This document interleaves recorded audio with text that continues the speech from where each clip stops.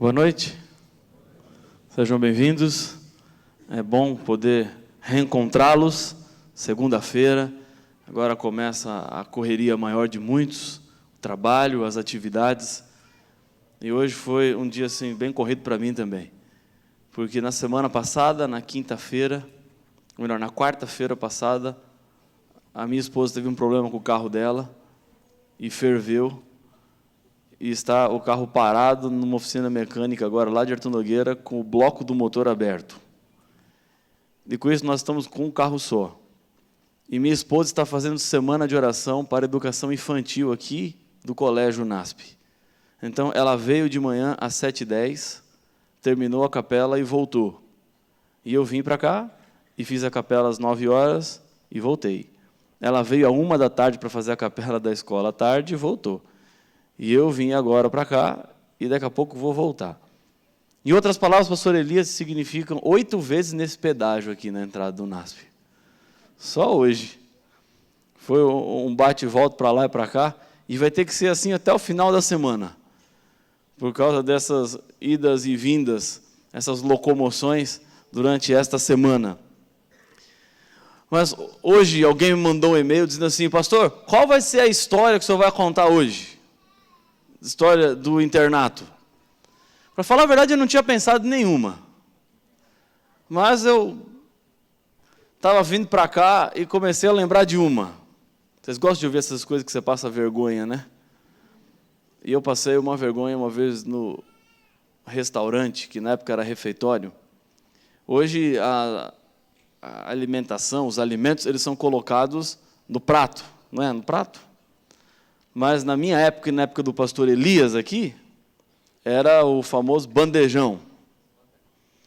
Sabe o que é o bandejão? É um negocinho assim de metal que tem vários compartimentos para você ir colocando a comida. O compartimento na frente, central, era o maior.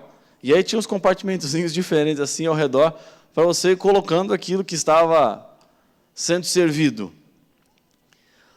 Para ser bem sincero, eu nunca consegui acertar, colocar a quantidade certa de comida naquele bandejão. Eu sempre colocava comida a mais do que devia. Porque eu me perdia um pouco na quantidade, porque você coloca arroz num lugar, feijão no outro, colocava o que no outro, pastor Elias, me ajuda? A salada no outro, né? Essas coisas todas.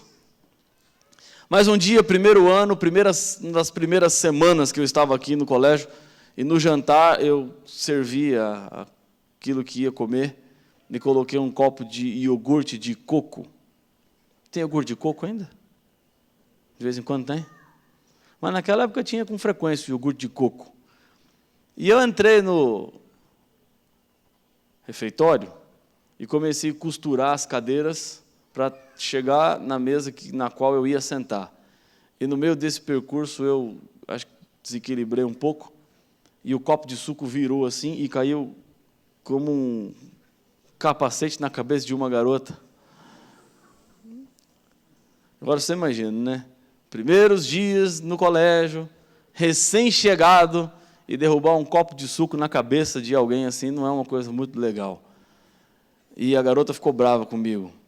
Ela falou assim: fiquei a tarde inteira fazendo chapinha. O que me restava era pedir desculpas, né? O que mais podia eu fazer? A não ser lamentar o ocorrido. E ela teve que ir embora e largou a bandeja dela lá. E eu, já que tinha aprontado aquilo, peguei a bandeja dela e levei lá para o local onde as bandejas são depositadas. E assim tentei me redimir daquilo que tinha feito com o cabelo dela. Essas coisas acontecem com todos nós. Pastor Elias aprontou umas também, depois eu vou contar. Mesmo não tendo procuração para contar, depois eu conto uma dele para vocês. Mas o pastor Elias me entregou aqui a nossa agenda e 394 pessoas já passaram pela tenda da oração. 394 orações foram levantadas ao céu. Pedidos que colocamos diante do Senhor. E acabando a programação aqui, o nosso culto, a tenda estará aberta, a agenda volta para lá. Ao entrar para fazer sua oração, coloque o seu nome. Deixe aqui registrado aquilo que você tanto procura, precisa ou necessita. Deus, Ele sabe quais são as suas maiores necessidades. Muitas orações já estão sendo respondidas. Eu não estou conseguindo responder a alguns e-mails que alguns aqui me mandaram, mas eu prometo que até o final da semana eu dou algum retorno, porque foram alguns e-mails e eu não estou tendo muito tempo de poder respondê-los da forma como quero responder. Mas alguns deles, que já li todos, falam de orações que já foram respondidas durante esta semana. Deus seja louvado por isso. Pedidos até alguns impossíveis que Deus já começou a realizar e a fazer. Esse é o poder de Deus. Essa é a atuação de Deus. Não estamos nessa semana cultuando um Deus qualquer, mas estamos aqui reunidos na igreja do NASP cultuando um Deus vivo. Um Deus de poder, um Deus que está atuando e ativo nas nossas vidas. Sobre Ele você pode depositar o seu fardo. Sobre Ele você pode colocar suas dores, seus problemas, suas lutas, porque Ele cuida de você. Nesse momento, antes de entrarmos no texto bíblico, eu quero mais uma vez convidá-lo a fechar os seus olhos e vamos orar pela nossa agenda, pelos pedidos que foram feitos na tenda da oração. Senhor Pai nosso, no silêncio da noite, aqui na Tua igreja, nós, os Teus filhos, chegamos diante do Teu trono de graça, para nos colocar inteiramente debaixo dos Teus cuidados, sobre a Tua proteção, sobre o Teu auxílio. Querido Pai, aqui à frente, nas minhas mãos, está esta agenda, que contém o nome que representam 396 orações que foram erguidas ao céu. O Senhor conhece e sabe o que cada pedido aqui, o que cada clamor depositou diante do Teu trono. E nesse momento, mais uma vez, eu quero interceder por estes pedidos, por estas vidas, por estas pessoas, pelos clamores que levantamos até o céu, porque sabemos que só em Ti podemos encontrar a segurança, o auxílio e a proteção. Bondoso Pai, talvez alguém aqui hoje à noite está profundamente desanimado. Toca nesse coração. Talvez exista uma garota aqui que está muito triste, decepcionada, por uma situação que ela viveu hoje e que não esperava ter vivido. Eu quero lhe pedir nesse momento que o Senhor visite este coração. Senhor, talvez exista alguém aqui que diante de um problema não sabe como solucioná-lo, como resolver. Nesse momento eu coloco esta vida nas Tuas mãos. Eu entrego esta pessoa aos Teus cuidados, para que o Seu poder se manifeste nesta vida e que nos sintamos assim, protegidos, amparados e guardados pelos Teus braços de amor. Fica, portanto, conosco agora, bondoso Pai, ao abrirmos a Tua palavra. Fala ao nosso coração, em nome de Jesus. Amém. Abra a sua Bíblia em 1 Crônicas, capítulo 28, e vamos ler o verso 9. Davi foi rei em Israel. Ele recebeu uma importante missão, que foi a construção do templo. Mas Davi recebe de Deus uma mensagem que diz assim: Davi, você vai construir o templo, mas você não vai inaugurar o templo. A inauguração do templo não será por ti, mas pelo teu sucessor. E quem sucede Davi é o seu filho Salomão. Neste capítulo 28 de 1 Crônicas, nós encontramos na primeira parte as palavras de Davi, os conselhos que Davi dava ao seu filho Salomão. E na segunda parte, Davi passa para Salomão as informações importantes quanto à construção do templo. E o que eu quero nesta noite me concentrar são em algumas palavras, em algumas frases daquilo que Davi passa ao seu filho Salomão. Diz a Bíblia no verso 9: Tu, meu filho Salomão, conhece o Deus de teu pai e serve-o de coração íntegro e alma voluntária. Porque o Senhor esquadrinha todos os corações e penetra todos os desígnios do pensamento. E aqui vem a frase-chave: se o buscares, ele o deixará achar-se por ti. Se o deixares, ele te rejeitará para sempre. Vejam só. Quando Davi fala a Salomão, ele usa uma palavra, um verbo, uma frase, uma ideia, que remonta e aponta para algumas pessoas que vivem nos nossos dias. Ele diz assim: Davi, se você buscar a Deus de todo o coração, você vai encontrá-lo. Agora, o grande problema é porque muitas pessoas procuram Deus e não encontram. Porque muitas pessoas tentam achar Deus, mas não conseguem. A resposta o próprio Davi dá, porque essas pessoas não buscaram, não procuraram de todo o coração. Porque aquele que busca, aquele que procura de todo o coração, encontra. Mas é inevitável. Em um momento ou outro da sua vida, em uma conversa ou outra, você vai se deparar com alguma pessoa que vai dizer assim para você: eu não acredito em Deus. Para mim, Deus não existe. Alguns, na sua tentativa de encontrar Deus, procuraram e não acharam. E por isso assumiram uma posição de negação da existência de Deus. Rejeitam a ideia de um poder sobrenatural, de uma força que atue sobre os seres humanos. Mas existem algumas coisas que aqueles que negam a existência de Deus não conseguem compreender ou entender. Há uma fraqueza imensa diante de uma ideia que justifica e prova que o mundo tem uma origem do acaso. Há milhões de anos atrás houve uma explosão e a vida então surgiu por surgir. Para você entender um pouquinho quais são as fragilidades dessa ideia. Eu havia acabado de pregar na igreja da Praia Grande, Central. Eu estava fazendo uma série de evangelismo lá, pregando noites consecutivas. Era um domingo à noite, e na segunda pela manhã eu tinha uma reunião em São Paulo.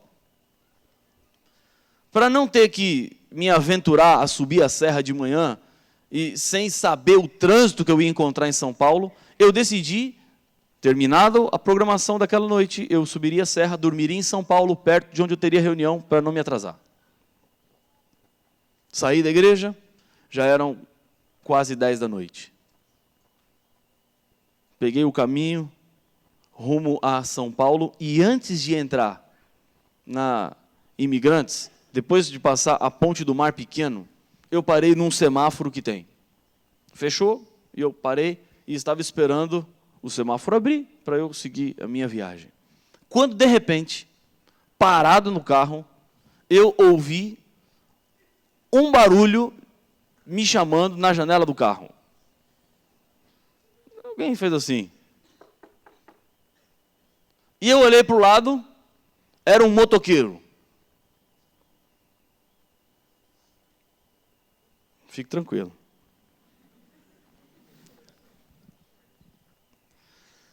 Quando eu olhei para o motoqueiro, ele falou assim, ó, abaixa o vidro. O que você faz numa situação dessas? Farol fechado. Motoqueiro parado do lado, só eu no semáforo. E ele pedindo para eu abaixar o vidro. O que você faz, eu não sei. Mas você vai saber o que eu faço numa situação dessas. Eu resolvi ser obediente. E abaixei o vidro. E ele, dentro do capacete, falou assim, tá indo para São Paulo? E eu falei, tô. E ele falou assim, você não dá uma carona para o meu filho, não? E apontou para a garupa da moto.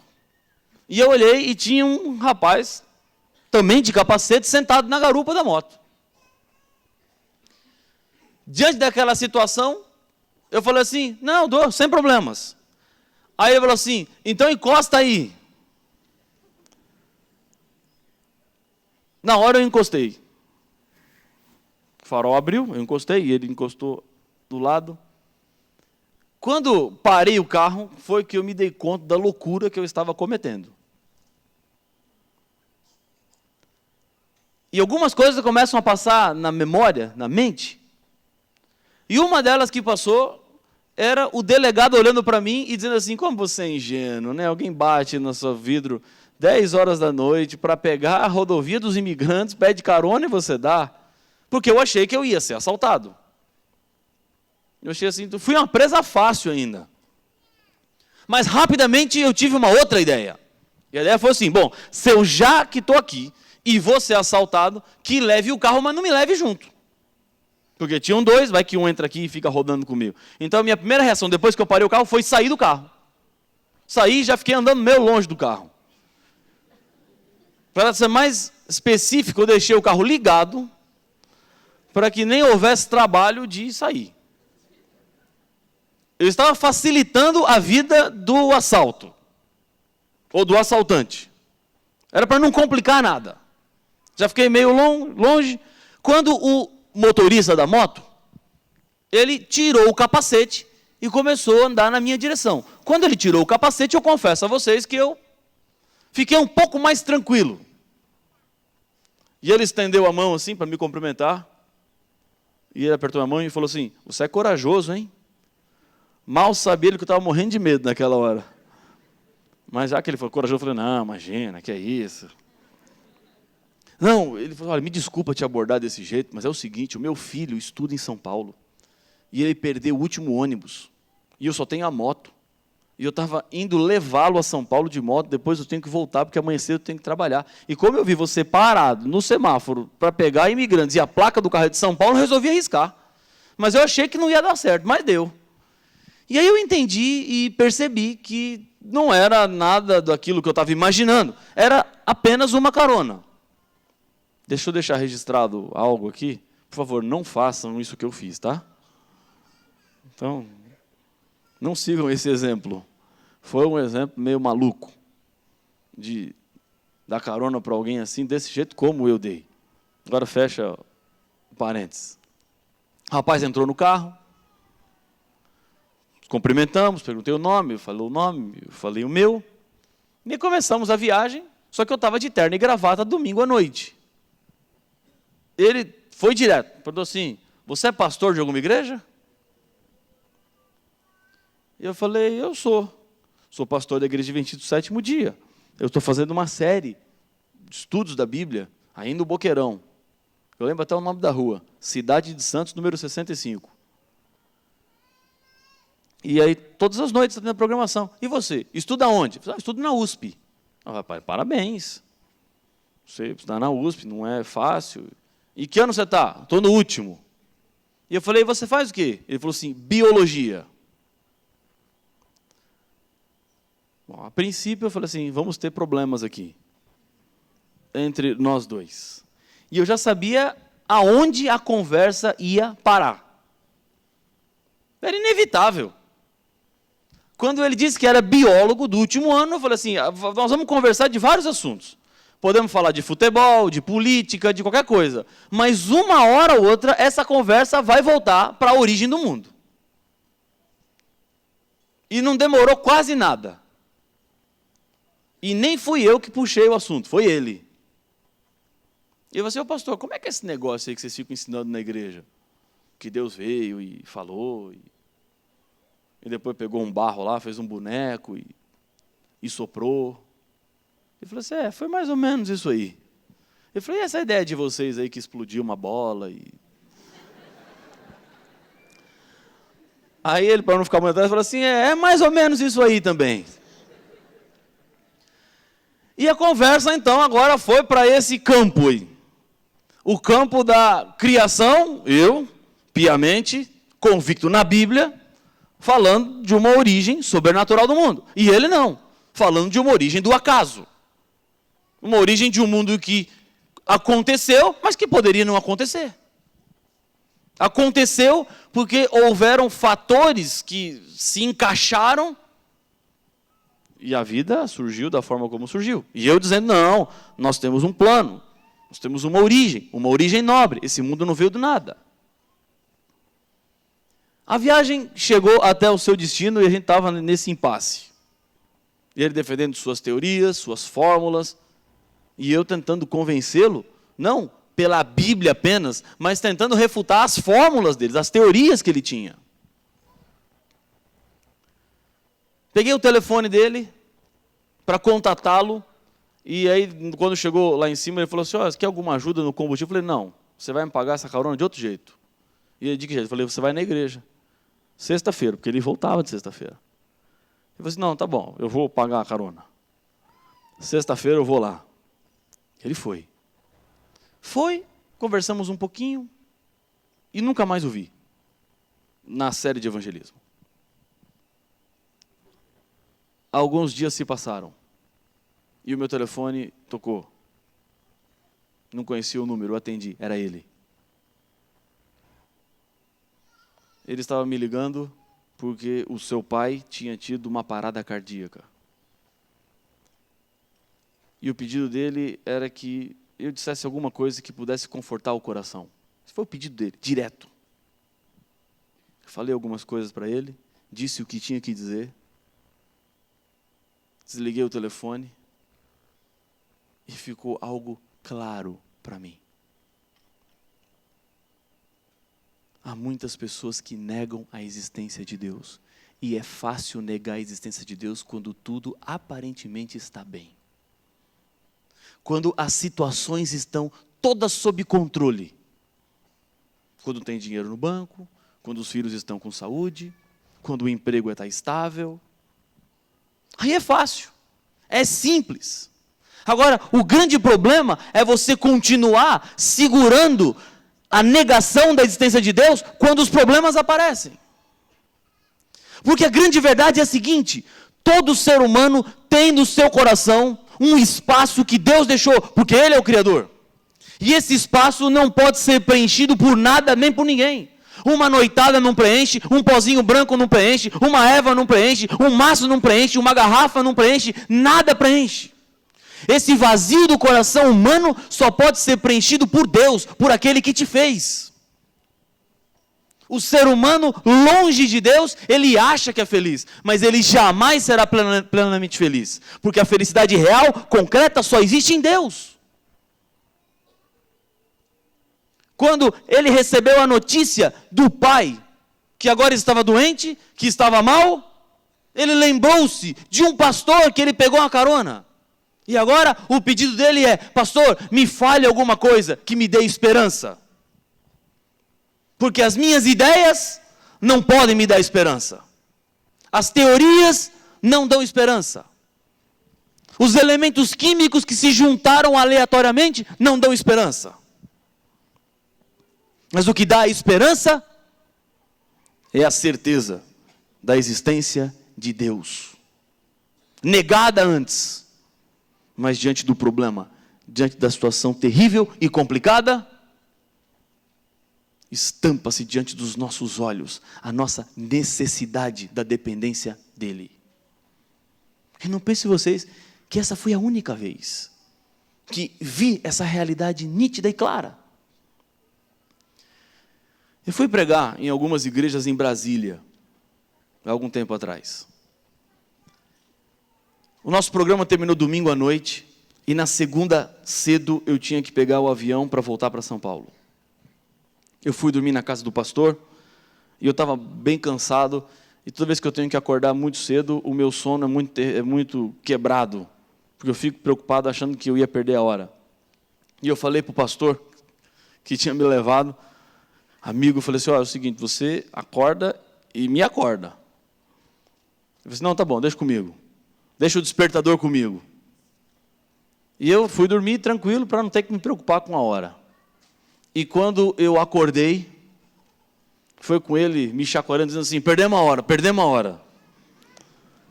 Eu falei, perdemos não, você perdeu a hora. Porque o combinado era que você ia acordar e ia me acordar. Bom, com isso, tivemos que correr para que eu não perdesse o voo, porque eu tinha compromissos. Meu cabelo está direitinho aqui, não está? Deixa eu ver na tela ali. Tá. Mas quando eu acordo de manhã, você precisa ver como é que está esse cabelo.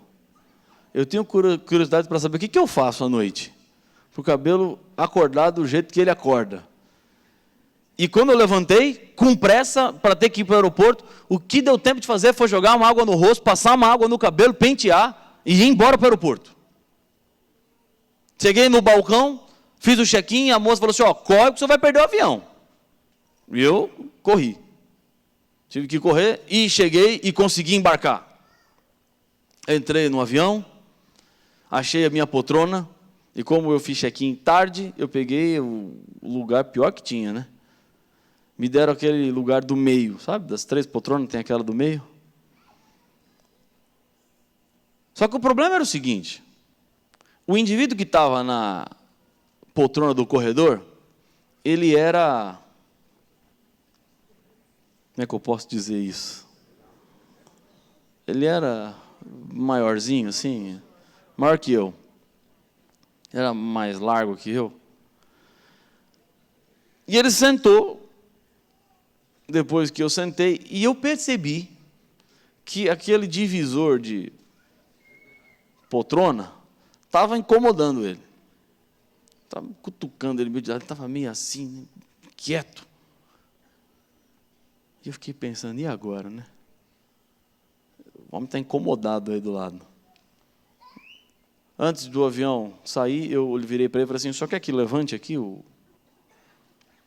Ele falou assim, não, você não se importa? Eu falei, não. Eu falei, não, mas... Tudo bem, né? Nunca me importasse, assim. Aí eu levantei. Quando eu levantei, o que ele fez? Ele deu uma acomodada, né? Melhorou para ele. E com isso eu fui um pouquinho mais para o lado, né? Eu me apertei em cima do que estava lá na janelinha. Que eu estava com inveja dele nessa hora. Porque ele estava tranquilão lá na janelinha. E eu ali naquele aperto. O avião decolou, atingiu a altura de cruzeiro. E muitas vezes, quando eu ando de avião, eu tenho um costume, um hábito. Eu levo sempre minha Bíblia à mão e eu abro a Bíblia e começo a ler a Bíblia. Talvez porque lá no alto eu me sinto mais perto de Deus, eu gosto de ficar lendo a Bíblia. O indivíduo maior nem decolou o avião, ele já estava dormindo. Pegou no sono.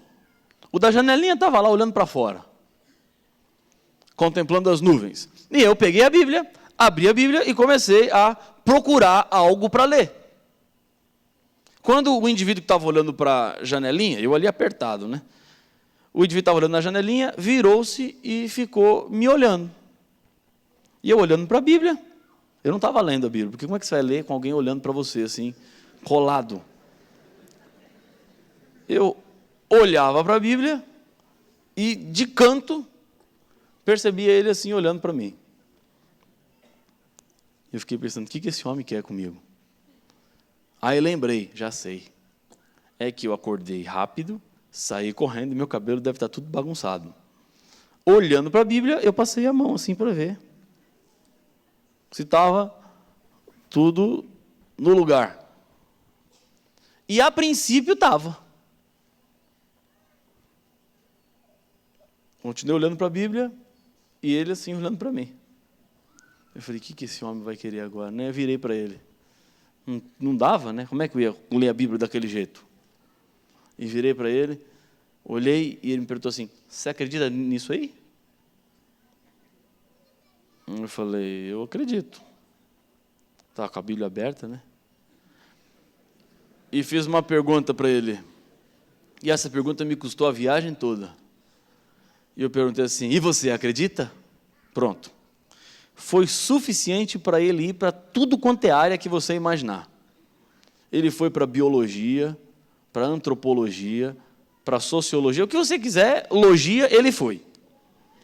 E ele tinha argumentos para tentar me convencer de que a Bíblia era nada mais do que umas histórias inventadas por homens quaisquer, mas que não tinha nada de sobrenatural na Bíblia.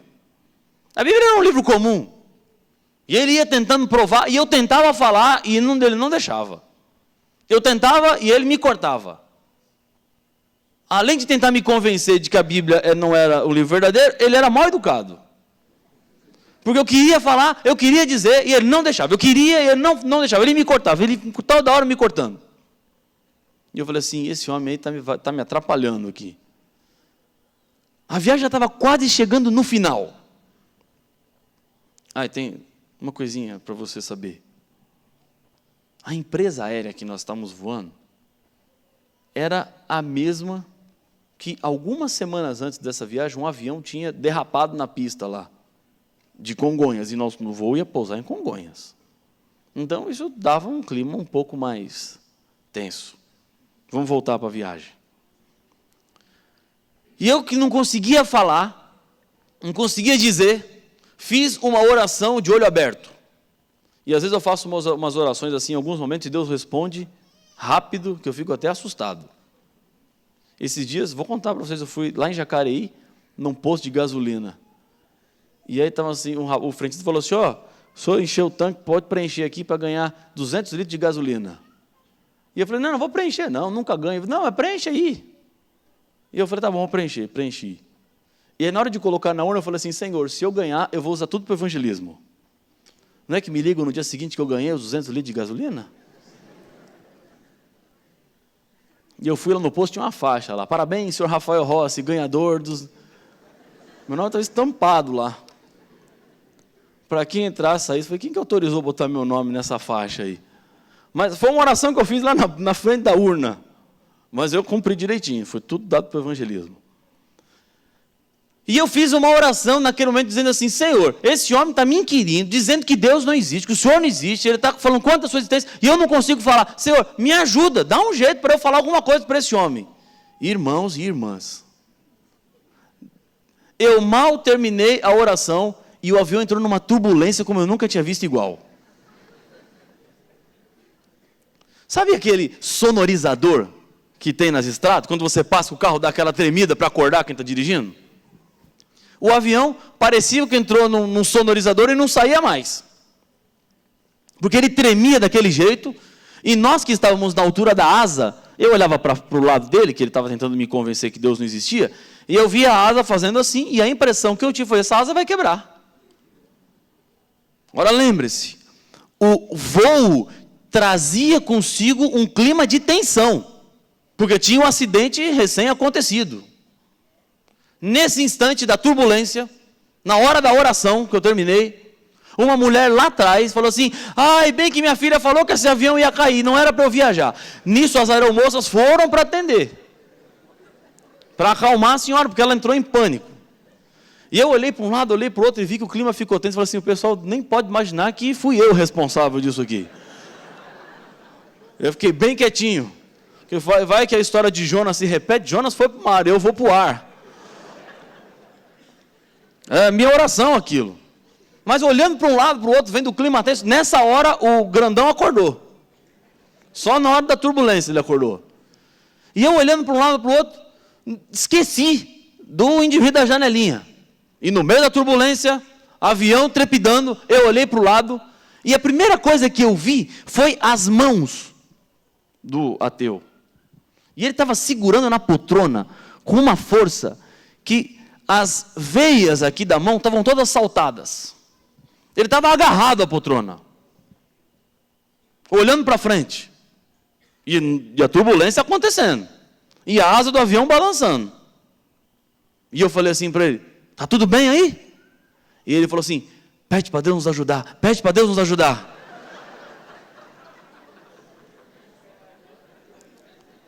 Entendeu a história? Eu não falei nada para ele. Porque eu também estava meio tenso. Mas eu falei com Deus para Deus nos ajudar. Falei, Senhor, eu que arrumei isso aqui, agora o Senhor tira a gente disso aqui. Porque o que eu queria, eu já tinha conseguido. O avião pousou. Quando o avião pousou, virei para ele e falei assim, agora é o seguinte, amigo, você vai me ouvir. E o senhor não vai falar nada. Foi bem assim. Ele falou assim, não, tá bom. Eu falei assim, não, eu tenho algo para dizer para o senhor. E o senhor precisa me ouvir agora. E a primeira coisa que eu falei para ele foi o seguinte, falei, o senhor viu o que aconteceu agora? E ele falou assim, é que eu tenho medo de avião e não sei o quê. Eu fiquei em pânico. Naquele dia eu desenvolvi uma teoria. Sabe qual é a teoria? Nenhum ateu sobrevive a pane no avião. Nenhum. Porque lá, naquela situação, para quem vai pedir ajuda? Para a aeromoça? Não tem jeito. Vai pedir ajuda para o piloto? Talvez ele esteja mais complicado que você. Para quem? Vai chamar pelo rádio a torre? Não tem para quem pedir ajuda. Quando o pedido de ajuda esgota-se, aí aqueles que batem no peito e dizem que Deus não existe, esquecem tudo isso. E voltam-se para Deus. Porque os problemas vêm, as situações complicadas e difíceis aparecem. Agora, a grande questão que está por trás disso tudo, é que nós, seres humanos, nós não conseguimos entender Deus. E às vezes queremos colocar Deus dentro dos nossos esquemas. E quando colocamos Deus dentro dos nossos esquemas, Deus não se encaixa. Deus não se enquadra. Deus é mais do que tudo isso. E muitas pessoas assumem a posição de negar a existência de Deus. Ou outros, que talvez com uma experiência religiosa um pouco maior, não chegam até o ponto de negar a existência de Deus, mas assumem uma outra posição, que é a acusação. Deus não se importa comigo. Deus não está nem aí para mim. Porque às vezes a lógica de Deus e o caminho de Deus não são os nossos caminhos. Outro dia, alguém me questionou dizendo assim, pastor, não é fácil entender Deus, não é fácil compreender Deus, porque existem várias promessas na Bíblia que o próprio Deus não cumpre. E eu falei assim, quais? Pastor, por exemplo, tem uma promessa que diz assim, batei, e o quê? E abrir-se-vos-á. Buscai, e achareis. Pastor, pedi, pastor, eu estou pedindo e às vezes não vem. Eu bato e às vezes não abre. E eu falei para ele assim, não, se você acha que esse é o problema, tem outros versos. Tem um que Jesus diz assim, se pedirdes alguma coisa em meu nome, o que ele fala? Está em João 14, 14. Se pedirdes alguma coisa em meu nome, eu farei. E por que às vezes não faz? Diante dos pedidos que fazemos, porque às vezes Deus não faz. Porque Deus não age do jeito que a gente acha que Ele deveria agir. Se Ele falou que ia fazer, que Ele ia conceder. E diante disso, algumas pessoas não conseguem compreender como Deus atua. E por isso assumem a posição de negação ou de acusação. Mas deixa eu lhe explicar algo bem simples. Esses versos que refletem e que trazem consigo promessas de Deus, são evidências da existência dEle. E quando Jesus não concede aquilo que nós queremos, não é razão e nem motivos para nós nos voltarmos contra Ele ou acusarmos. Vejam só. Nós temos pedidos que fazemos a Deus que partem de naturezas diferentes. E esses pedidos de naturezas diferentes, eles voltam para nós, diante de Deus, com respostas diferentes. Eu quero dizer com isso, esses textos, pedi, dá-se-vos-á, buscar e achareis, se pedires alguma coisa em meu nome, eu farei, são pedidos de natureza espiritual. E aos pedidos de natureza espiritual, Deus sempre vai dizer sim para você. E quais são os pedidos de natureza espiritual? Por exemplo, perdão dos pecados. O que Deus diz para você quando você pede perdão? Sim. Diante de um coração arrependido, o perdão de Deus é garantido. Você está passando por uma terrível tentação. E pede assim, Senhor, eu estou sendo tentado, eu estou fraco, eu vou cair, me ajuda a vencer. O que Deus diz do céu? Sim, porque esses são pedidos de natureza espiritual. Agora o grande problema, e que gera a inquietação do coração de muitas pessoas, é quando os nossos pedidos são de natureza temporal, de natureza humana.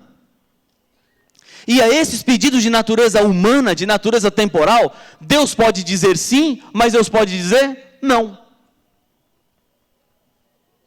E o que são os pedidos de natureza temporal? Pedidos de natureza humana. Por exemplo, um namorado ou uma namorada. Deus pode dizer não. Ele pode dizer sim, mas ele pode dizer não.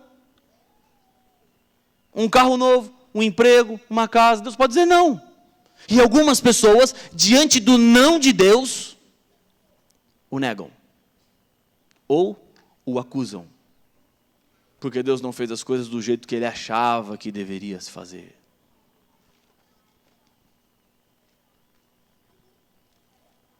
Muitas vezes nós não sabemos aquilo que pedimos para Deus. E por isso Deus tem que dizer não. As minhas filhas me fazem às vezes alguns pedidos e eu tenho que dizer para elas não. E o não que eu digo a elas não é falta de amor, falta de interesse, falta de preocupação, é exatamente o contrário, é preocupação, é interesse. Por isso eu digo não, porque o não era a melhor resposta que eu tinha para dar. E quantas vezes nós agimos como crianças mimadas e fazendo birra diante de Deus, porque Deus não fez aquilo que eu queria que Ele fizesse. Mas Deus diz assim, filho, eu não posso te dar isso. Eu não posso lhe conceder o que você pediu, porque o que você está pedindo não é o melhor. Os pedidos de natureza temporal trazem consigo o elemento não. Deus pode fazer, como Deus pode não fazer. E para entender e compreender tudo isso, é imprescindível que nós, seres humanos, nos coloquemos debaixo de Deus, da atuação dEle. Eu trouxe um radinho aqui, um radinho simplesinho, é do Paraguai. Ele parece bonitinho, não é? Ele tem caixinha de som. Deixa eu ver se está pegando alguma coisa aqui. Não está ligando. Ah, ligou. Está vendo aqui, ó? Ele vai passando algumas coisas aqui. Mas ele me aponta para uma realidade muito interessante. Existem vozes que estão passando por aqui e que eu não consigo ouvir. Mas se eu ligar o meu radinho, que é um aparelho que vai receber essas ondas que estão por aqui e vai codificá-las e transformá-las em sinais audíveis, eu posso ouvir. As vozes passam por aqui. Mas se eu estiver sem rádio, eu não ouço. O rádio é fundamental para que eu ouça. Eu preciso dele para ouvir. Nessa simples ilustração, isso me mostra a realidade, porque muitas pessoas negam a existência de Deus. Negam, porque não conseguem ouvir a voz de Deus. Embora Deus esteja falando, eles não conseguem ouvir. Aqui, para ouvir a voz, eu preciso de um rádio. Mas para ouvir a voz de Deus, eu preciso de fé. O rádio da vida espiritual chama-se fé. É através dele que eu entendo e compreendo a voz de Deus. É através da fé que eu consigo buscar Deus de todo o coração, como Davi falou a Salomão. E o texto diz assim, Salomão, se você buscar, você vai encontrá-lo. Você vai achar, mas essa busca passa pela fé. Talvez hoje, dentro da sua existência, da sua vida espiritual, você talvez já tenha negado a existência de Deus. Ou talvez achado que Deus não se importa. Esqueça tudo isso. Deus existe, Ele é real, a força dEle atua, o poder dEle é vivo. E Deus está mais do que tudo interessado na sua vida, em fazer a diferença em você. Sabe? Esse poder de Deus se manifesta às vezes de maneiras extraordinárias, surpreendentes. Por isso que Deus existe, por isso que Deus está vivo. Eu fui recentemente pregar na igreja de Taubaté, no Vale do Paraíba. E eu cheguei na igreja e eu tenho um costume. Eu ando sempre com a minha máquina fotográfica. E onde eu vou, eu arrumo alguém para tirar foto. E eu encontrei um rapaz que estava na porta da igreja de Taubaté. E eu perguntei assim, você não pode tirar umas fotos do culto agora, não? Ele falou assim, não, eu posso. Eu falei, então tá bom, está aqui a máquina, expliquei como é que funcionava, esse é o botãozinho, você liga aqui e tira a foto. E eu falei assim, não, tá bom, pode deixar, eu tiro foto. E ele entrou comigo na igreja. Eu cheguei na hora do sermão, fui para a plataforma, entrei. Naquela manhã, teríamos o batismo de 3 pessoas. Eu fiz o sermão, o batismo aconteceu, e aí veio o momento do apelo, da entrega. Das pessoas que queriam se colocar diante de Jesus Cristo. E comecei a fazer o apelo, as pessoas começaram a se levantar, vieram à frente, e de repente, quando eu olhei para as pessoas que estavam na frente do apelo, estava lá o fotógrafo. E eu pensei que ele estava lá para tirar foto. E ele não estava tirando foto. E no meio do apelo, eu deixei o microfone de lado e falei assim, tira algumas fotos. Eu falei, tá bom, pastor, eu vou tirar. Mas eu não vim aqui para tirar foto, eu vim aqui porque eu aceitei o apelo. E eu falei assim, você não é daqui? Eu disse, não, pastor, o senhor não está passando na rua aí. Parei na frente da igreja, e o senhor pediu para eu tirar foto, eu entrei.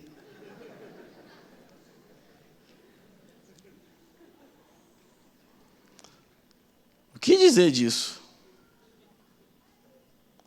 O poder de Deus que transforma vidas. Ora, esse Deus está vivo, Ele é real, Ele transforma corações.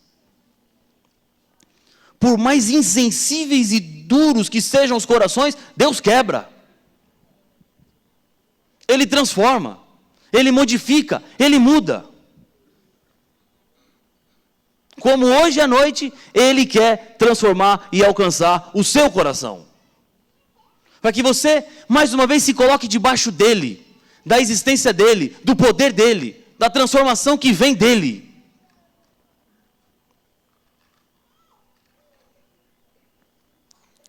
Hoje à noite, eu quero mais uma vez fazer um convite a você em nome do Senhor Jesus.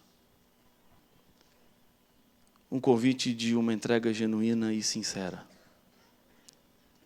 O convite do reconhecimento da existência de Deus. Porque é através do reconhecimento que Deus existe, que a nossa vida passa pela experiência da aceitação da salvação que vem de Jesus Cristo. Há um tempo atrás, eu fui fazer uma série de conferências. E apareceu uma senhora, já no final da série de evangelismo, que ela me procurou e falou assim, pastor, eu quero me batizar. E eu fiz uma pequena entrevista com ela, e ela não entendia nada do que era a igreja adventista. Eu não entendia a fé, eu não sabia o que era. Eu fazia algumas perguntas e ela não sabia, e aquilo me deixou assim um pouco intrigado. E eu perguntei assim para ela, posso ser bem sincero com a senhora? Pode, pastor. Eu falei assim, olha, a senhora quer se batizar na igreja adventista, mas a senhora nem sabe o que pensa a igreja adventista. A senhora mal conhece, veio aqui 3, 4 vezes só, na série de conferências. Por que a senhora quer se batizar na igreja adventista? E ela falou assim, pastor, porque eu percebi que nesse lugar as pessoas são felizes. A felicidade do conhecimento do Evangelho. A felicidade de estarmos debaixo da proteção de Deus. De conhecermos a Ele. E de entendermos que por mais que Deus pareça incompreensível, Ele não desistiu de nós. Ele não virou as costas para os seres humanos. Por mais que às vezes tenhamos a tendência de dizer de que Deus não exista, mas Ele existe, Ele é real. Se importa com você, se preocupa com a sua vida. Não espere os problemas virem para você reconhecer a sua dependência dEle. Coloque-se diante dEle agora, nesse momento. E o convite que eu faço hoje a você é para você mais uma vez colocar o seu coração nas mãos de Deus, depositar sua vida diante dEle. E se é isso que você quer fazer nesse momento, eu quero convidá-lo a se ajoelhar aí onde você está. E nesse momento, fale com Jesus, fale com Deus. Ele está lhe ouvindo. Ele sabe do que você precisa. Ele entende as suas lágrimas, sabe da sua dor.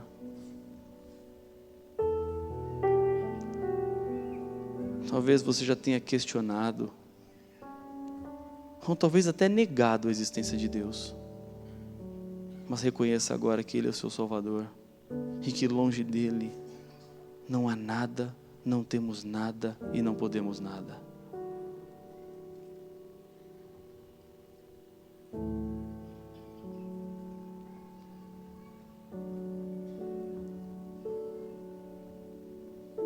Senhor, obrigado por ter nos ouvido. Obrigado por estar ao nosso lado,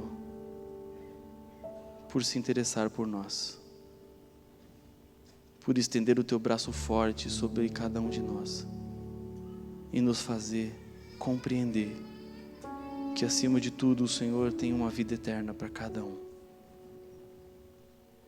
Nós nos colocamos debaixo do teu poder e da tua graça, hoje e sempre, em nome de Jesus.